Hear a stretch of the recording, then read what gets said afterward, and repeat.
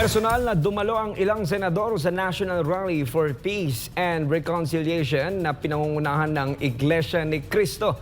Hindi naman daw sila dumalo para mamulitika, kundi para makiisa sa panawagan ng rally na ayaw ma-impeach sa Vice President Sara Duterte. Narito ang balita ni Troy Gomez live. Troy, magandang gabi!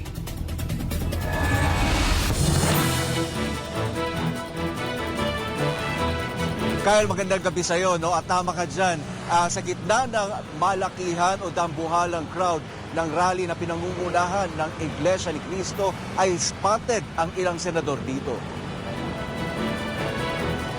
Tila reunion ng mga politikong nauugnay sa PDP laban na kinabibilangan ni na Senador Robin Padilla, Ronald Bato de la Rosa, Christopher Lawrence Bongo at Senator Francis Tolentino na dati nalang kasama sa partido.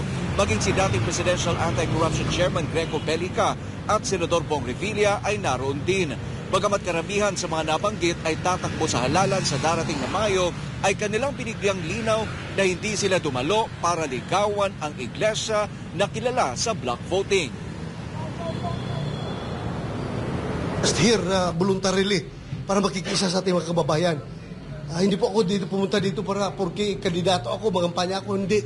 Andito ako bilang ordinaryong Pilipino na makikisama sa ating mga kababayan. Kung ano yung hangarin nila, yun din ang hangarin ko.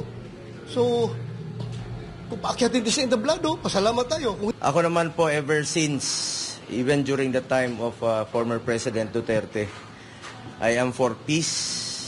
Matagal po ako nagtrabaho sa kanya. Gusto ko pong ng kapayapaan.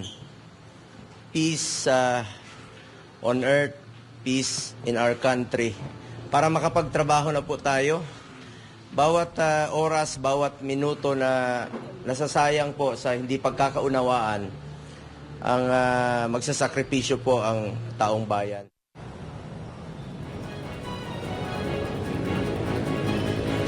Ang nationwide rally ng Iglesia ni Cristo ay sinagawa bilang suporta sa pahayag ni Bongbong Marcos na hindi siya sang-ayon na mapatalsik sa pwesto si Vice President Sara Duterte.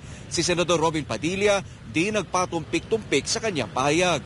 Sinabi ni Padilla na suportado niyang pareho ang unit team ni Bongbong Marcos at VP Sara.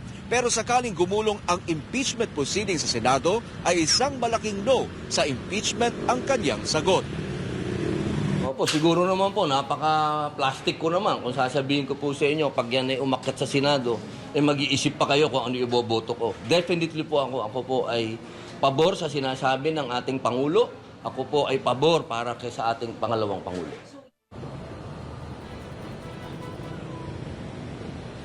Ang pamunuan ng Senado ay una na ring naglabas ng abiso na suspendido ang trabaho alinsunod sa utos ng Malacanang na walang pasok ang mga opisina ng gobyerno sa lungsod ng Pasay at Maynila bilang suporta sa peace rally ng INC. Mula dito sa lungsod ng Maynila, para sa Diyos at sa Pilipinas nating mahal, balik sa iyo, Kyle. Maraming salamat, Troy Gomez!